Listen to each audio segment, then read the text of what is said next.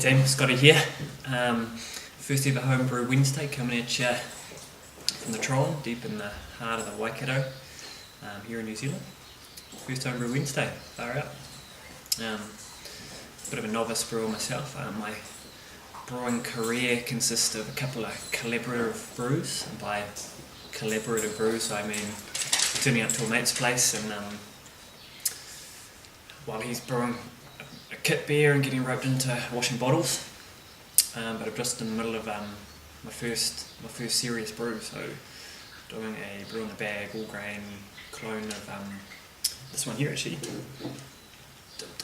Yeasty Boys Pot Kettle Black, fantastic beer, robust porter, black IPA, whatever you want to call it. Big shout out to Carl from allgrain.co.nz. He's sorted me out some equipment and helped me out with, he's got these clone recipe kits, so I picked the Pot Kettle Black one up off him, and he's taught me through it, which is fantastic, massive help. Cheers, Carl. Yeah, so just starting out, just gathering a bit of equipment that was brewing the bag. I wanna do get the mash tun, have the like a tank and the mash tun and the kettle and the fermenter and all that sort of carry on, do it properly, all that sort of stuff. Not that brewing the bag's not properly, but so slowly getting the equipment I need. But brewing the bag, that was Carl's advice, start with that and go for it. So yeah, I just thought I'd take you through the end of the pot kettle black process. It's fermenting at the moment, just finished fermenting, so I've got a whole lot of sediment from brewing the bag. I don't know why that is. I think, I just don't know. I'm going to cold crash it. It's been fermenting for about 2.5 weeks. Finished fermenting according to the hydrometer. Cold crash it for a few days, then bottle it this weekend, so I'll show you what happens there, obviously next week. We'll see how we go. Query though, I'm cold crashing and then bottling. What I plan to do is, in the fermenter I've got about 4 litres of trub at the bottom. Planning on siphoning it, leaving that behind into another carboy, cold crashing it in that, and then bottling it. Is there still going to be enough yeast in there to provide a decent amount of carbonation, is the question. So appreciate your feedback on that, and we'll find. I'm going to do it anyway, so we'll find it anyway. Just thought today I'd show you a couple of bits of equipment I just picked up from the local homebrew store. Bought quite a bit of stuff online, but I kind of like going into a shop. Someone I can have a chat to, ask some queries and get a bit of feedback and get a bit of expert advice. So Brew Your Own Liquor is literally just around the corner, so they're pretty cool. Picked up 2 of these. These are 11 litre glass carboys, so I thought I'd go glass, do things properly from the start, less oxygen getting in there, obviously a bit harder to clean, all that sort of carry on, but they look pretty cool too. And plastic, I don't know, oxygen getting through, flavour from the plastic, I don't know. So this is all good. What else did I get? Move through away. Bottle capper, so it's going to come into use this weekend. Got this also from Brew Your Own Liquor. So I might attach that to the I don't know, bench somewhere. Don't really have a bench. Might attach it to a hunk of wood for a bit of stability.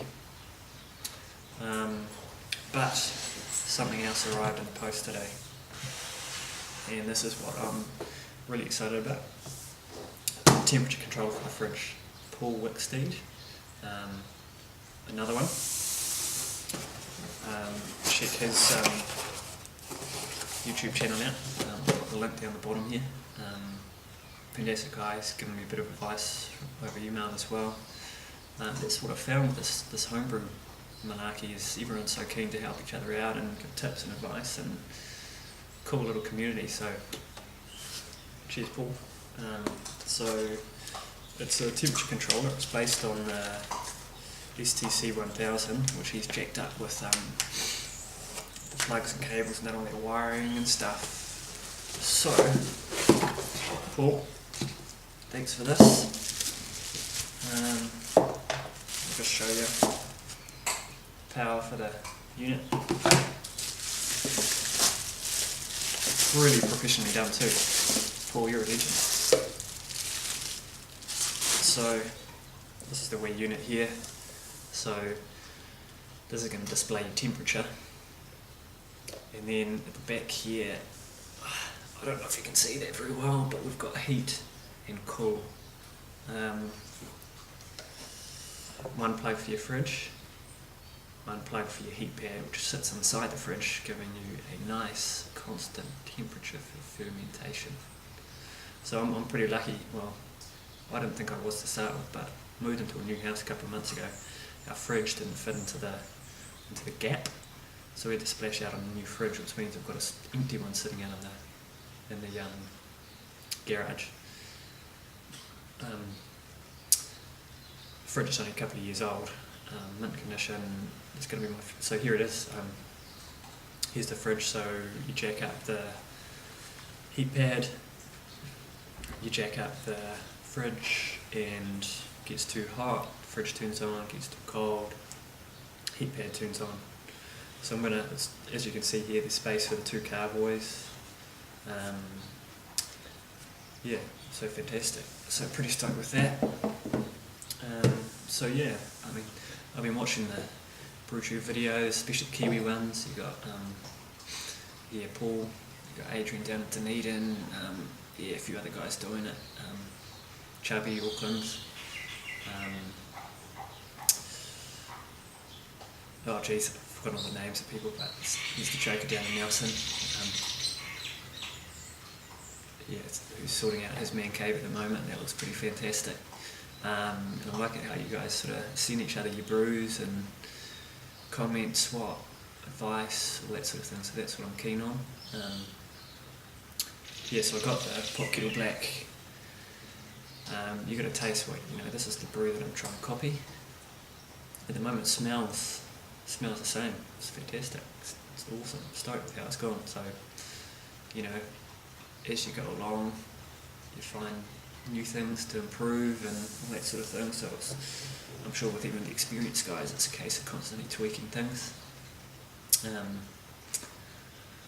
And that's the cool thing about it. You're improving and getting new bits of gear, new bits of kit, and trying different yeast, making your own recipes, fermentation techniques. There's all sorts of stuff you can do. So yeah, pretty cool to get into it.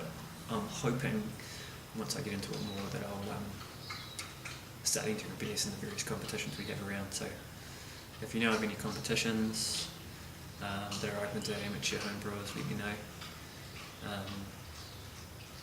I know my first few brews are going to be pretty shit, but just to be frank.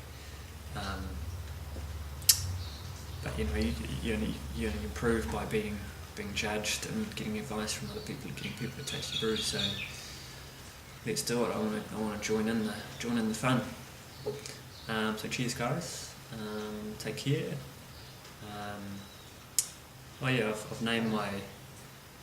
That's the other thing, designing labels and naming your brewery and all that sort of stuff. So I've named my brewery Redwater Brewing Co. Why? It's a translation of the street name I live on.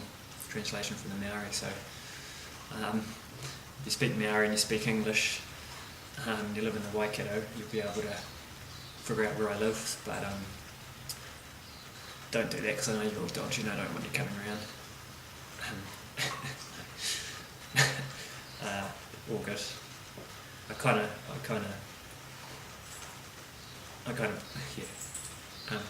give me a call first. Cheers. Alrighty. Cheers, guys. Happy Homebrew Wednesday.